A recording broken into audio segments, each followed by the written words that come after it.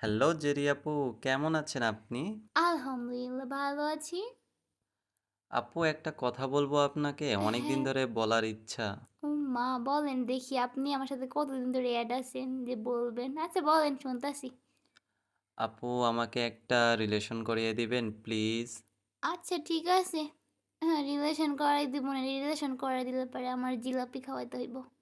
জিলাপি না, আপনি যা চাবেন আমার কাছে আমি সবকিছু দিতে রাজি। প্লিজ আমাকে একটা রিলেশন করিয়ে দেন। আমি দীর্ঘ প্রায় ২০ বছর ধরে এখন হইছে, পর্যন্ত হইছে ভাই, সিঙ্গেল। ভাই হইছে। আর কিছু বলা লাগবে না। আপনি এতটা যে প্যাক, প্যাক করেন হাসির মতন তাহলে আপনার সাথে কথা পারা যাবে না।